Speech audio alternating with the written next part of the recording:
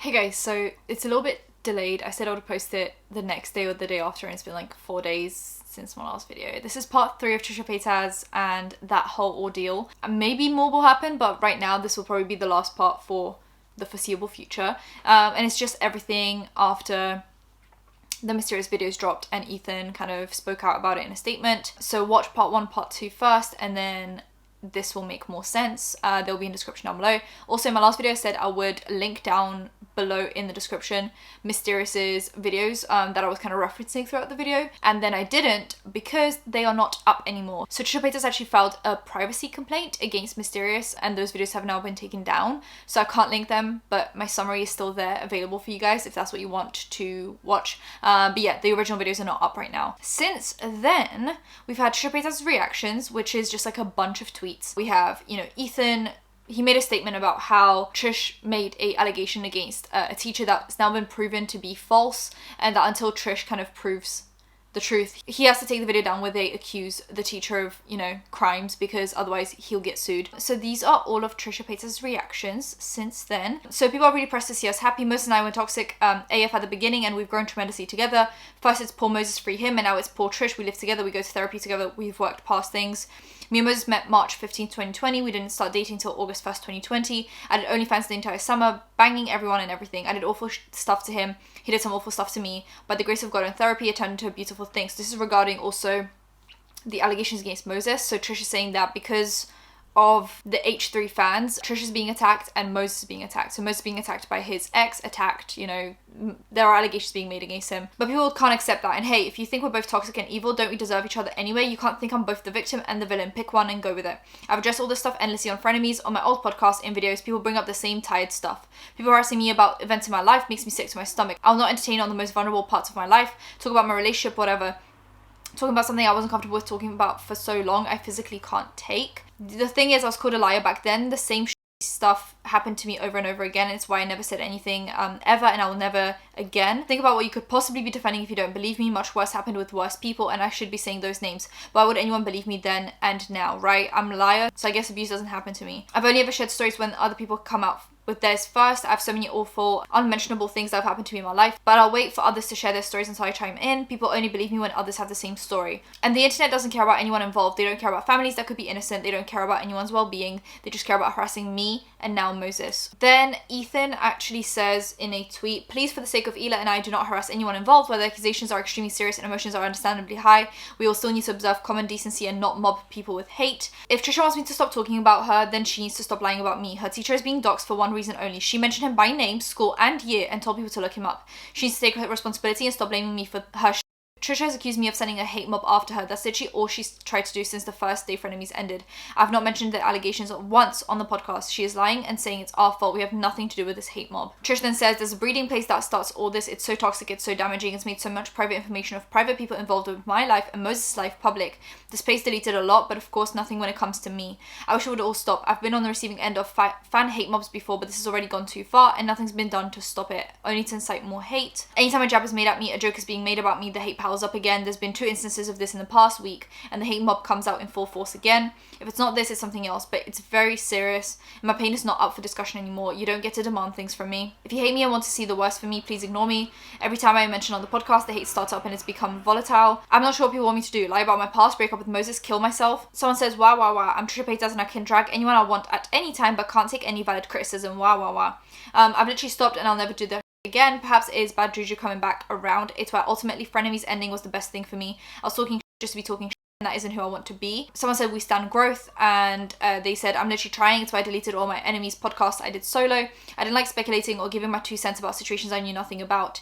It's dangerous and it also doesn't help any of the parties involved.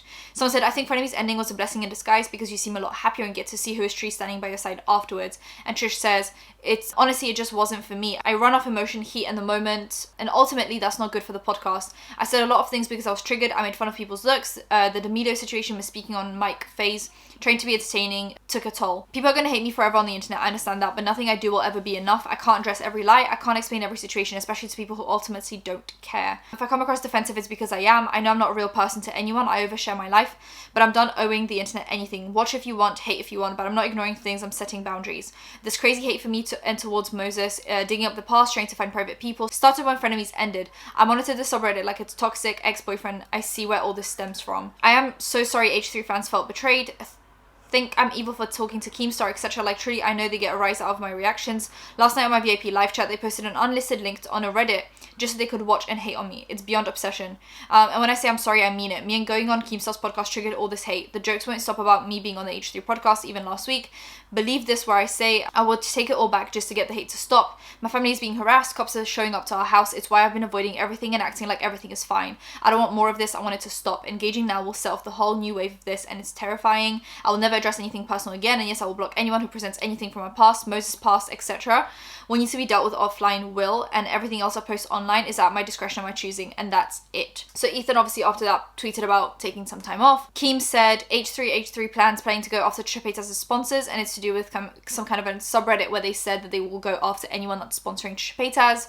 And Trish quote tweeted and said it all starts from their Reddit that they control and monitor. We aren't just some random people they have beef with. We have stopped and they won't. They're doing this for Moses and his workplace too. It's really too far and they don't care. Ethan says it's not his fans, it's mine. I have screenshots the start of every hate campaign from the H3 subreddit. It's nasty, so vile. Okay, so Ethan threatened to show all my text messages. I'll show them myself. And there are a lot of messages. So I'm trying to just, go as quickly as possible. I'm begging and pleasuring for the last time to never mention me in passing again. Moses is now being falsely accused of and this is the Frenemies WhatsApp group, by the way. It has everyone from Dan to Ethan to Ela to other workers that work for Frenemies. So this is a very weird and odd place to hash out this drama, or this, not even drama, like just this, whatever this is. I was molested as a child and the family had no idea, and now they're getting harassed because you guys are allowing the subreddit to post his name. But Trish has a TikTok. Up until recently, I'm not sure if it's now been taken down, but up until very recently, Trish had a TikTok up on their account where they say full name, surname, year that, this all happened and what school this happened, and urged people to look this guy up. So clearly this isn't because of the H3 subreddit or the H3 podcast or Frenemies. This is because Trish did this themselves. I'm happy the Frenemies was taken down. I was told inaccurate information as I often misspoke on situations that I just believed without researching. I had reported this molestation as a teenager. There are reports of it.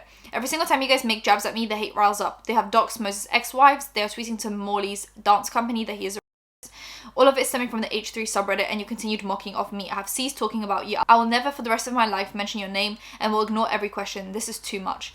The girl has a lawyer to sue Moses of raping her. Even if it goes to court, they will jeopardize his status in this country. Do you not see what is happening? I know you check the subreddit. I know you have control over these things. When you don't talk about me, this stuff dies down. I am pleading with everything I have. What do you want to stop this? I'll pay you every cent I've earned from the Frenemies back to end this. I'll put out whatever statement you want me to make. I just need this to stop. It's not funny anymore. It's all very serious. And then post some kind of proof of the subreddit podcast, any tweets, regarding the situation. The cops went to my mum's house questioning her about my stepdad, me 20 years ago. Ethan said, you need to make a statement on the Mr. Riley stuff. And Trish says, you do not get to tell me what I need to talk about. I've talked with his family. They were unaware of the report I made as a child. They wanted to go away. You do not get to tell me how I handle my. Ethan says, this is FYI, not a private chat, so don't assume you have rights of privacy and I will share these screenshots if necessary. Trish says, wow, I'm pleading for it to stop, please. I'm pleading, this is not funny, any of it, it's actually distress. Please, I'm begging you to just stop talking about me, please. I tried calling you Ethan, please. And Ethan says, anything you want me to say in writing, please. They say, I am saying it, I am pleading for you to stop, why can't you? And Ethan says, okay, then no need for phone. Trish says, why can't you just leave me alone, please? Every time you talk about me, more comes up. And then Ela actually comes in and says, my mum is having a mental breakdown. My whole family is basically broken down. Welcome to the club. You're not the only victim here. Start taking responsibilities for your own actions and stop blaming us for everything that's happening to you. And same for Moses, who is not in this chat, but I'm sure he is reading it. Trish then says, I have, and I stopped. Ela says, little too late. Trish says, please just do the same. It's not. It keeps going and going and going. What do you want? Moses in jail for a crime he didn't commit. And Ela says, sorry, you also don't get to tell us what to do. Trish says, I'm asking, like pleading. And Ethan says, how do you know he didn't do it? Which is very interesting. And Trish says, if you guys ever texted me, he didn't, there's text. And Ethan says, how do you know? Trish says, he has so many. Ethan says, I saw all the texts. Wow, you guys know him? I thought I did. I don't know him. I believe the victim. And then Trish says, you're falsely accusing someone you know. You don't know this person. Oh my God. Ela says, you're sending her hate non-stop. Think about what you're doing. And Trish says, I haven't said anything. Ela says, calling her a stalker, and Trish says, I'm stopping everything, I just want this to end. I'm pleading, I'm not telling you what to do, I'm asking, like, please. And Ethan says, and you would do if you actually cared about victims, you hypocrite. Shame on you, shame on both of you. I'm trembling with anger and disgust, shame, sadness. Trish says, watch people lie, people do. This is not random cases, someone you know. Ethan says, I thought it was. And then Trish says, your whole Reddit is saying I lied about being molested, but believe all victims, right? Like, the hypocrisy in literally 2 minutes ago saying, like, you know Moses, why would you believe the victim? But now saying, oh, well, you don't believe me and I'm the victim, but it's supposed to be believe all victims. Like, literally within a few minutes, the conversation changes, the idea changes, the vibe changes, depending on kind of who we're talking about. Trish wants to be believed purely for being the victim, but when it comes to Moses' victims, it's, well, you know Moses, so you should believe him instead of the victim. Do you guys see the hypocrisy? Why can't you just leave this alone? Like, it really is too far. And Ethan says, your accusations do not line up with the evidence. I'm still waiting for you to clarify. Trish says, you can hate us. Ethan says, I owe you nothing. Trish says, fine, oh my god, okay. Ethan says, shame on both of you, shame. Trish then continues to tweet and says, Ethan admitted to misspeaking on my name. He misspeaks a lot, but only he can do that and no one else. He believes all victims except for me. I send those as last-ditch effort to please stop the back and forth. I take blame, fault, all of it. I'll take all the heat and backlash too, just not let it go further. Ela told me it's too late, little too late. No, you know when it's too late, when it's too late. I'm pleading to just stop, just stop. I'll take back anything I said about them, pay them back everything just to stop. I'm breaking. Trish then goes private and posts a bunch of videos of them essentially just like crying and sobbing, and it's kind of difficult for me to understand what they're saying, so there's really no point in me posting these. Can't really understand what they're saying in the videos because they're crying so hard. But those are all the tweets. I know it took a lot to get through all of them. Then we have a video that Trish posts called Addressing Everything. Basically says that they're sorry for posting the breakdown, that Ethan is taking jabs at them, that anytime someone asks them to stop, they do, which really just doesn't line up at all. So Trish is like, you know, anytime I'm going hard at someone and they say please stop, I stop, so I expect the same from Ethan. But, you know, Charlie D'Amelio, James Charles, Jeffree Star, Shane Dawson, Banks, Mike, a bunch of people that maybe, yes, deserve to be talked about, but you can't say anytime someone asks me to stop talking about them, I do, because Charlie D'Amelio was literally having a mental breakdown on live, being like, please stop talking about me, and you continue to talk about her.